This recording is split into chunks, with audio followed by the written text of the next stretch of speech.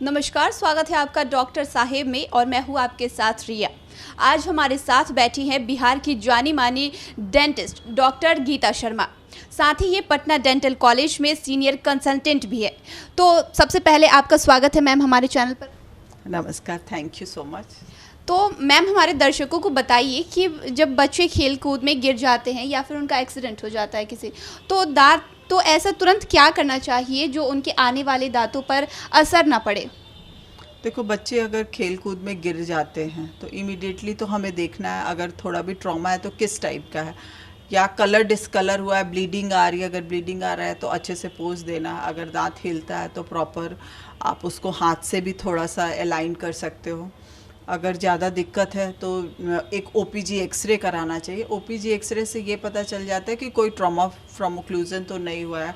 और दूसरी इंपॉर्टेंट चीज़ जो हम रूल आउट करते हैं वो पल्प को, कि पल्प वाइटल है कि नॉन वाइटल है, तो वो देख के उसके अकॉर्डिंग ट्रीटमेंट कराना चाहिए। अगर खेल कूद में दांत में ट्रॉमा होते हैं और दांत अगर बाहर निकल जाए तो इमिडिएटली क्या, उसको दूध में आधे घंटे तक रखना है, हाफ एन आवर तक। इमिडिएटली आप किसी भी कप में या कटोरी में आप दूध में डाल दो।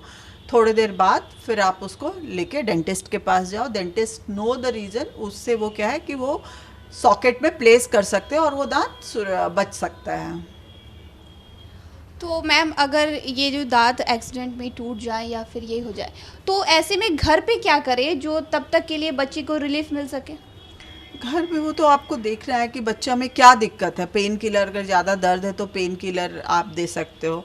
ट्रॉमा है, देखना है कि दांत कितना टूटा है, डैमेज किस साइड से हो रहा है। कलर वही है कि कलर डिसकलर भी हो रहा है, तो इमिडिएटली ब्लीडिंग को स्टॉप करने के लिए प्रेसिंग करना चाहिए। प्रेस करके थोड़ा सा ब्लीडिंग कंट्रोल करना चाहिए। और अगर आप डेंटिस्ट के पास नहीं जा पा रहे हो तो जैसा मैंने बताया, मिल्क मीडियम में स्टोर करके दांत को रख देना चाहिए। फिर थोड़ा देर तक जितना आप वेट कर सकते हो, उसके बाद उसको लेके डेंटिस्ट के पास जाना चाहिए।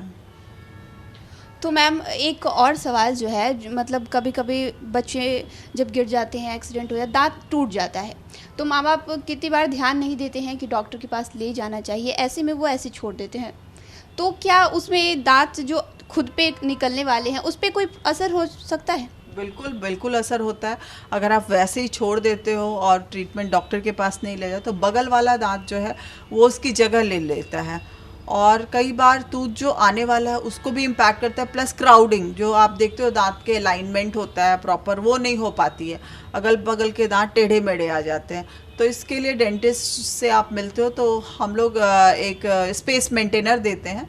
स्पेस मेंटेनर का काम होता है कि आपके उस जगह को सुरक्षित रखे, तो स्पेस मेंटेनर दिया जाता है, या फिर आरपीडी देते हैं ताकि उस जगह पे दांत हो। बच्चे को कई बार स्पीच प्रॉब्लम भी आती है और खाने में भी दिक्कत है, तो आरपीडी लगाने से ये है कि वहाँ पे बच्चा एटलीस्ट खा सकता है, थोड़ा कंफर्ट हो जाता है। और डिपेंड करता है कि किस एज पे गिरा और दूसरा परमानेंट आने का एज में क्या डिफरेंस है। अगर हर दांत का एक स्पेसिफिक एज होता है व्हेन द टूथ इरप्ट्स, तो अगर बच्चा जैसे नॉर्मली दूध के दांत 6 महीने में आना शुरू होते हैं और 2 साल तक ख़त्म हो जाता है, उसके बाद परमानेंट जो है 6 साल में आते हैं।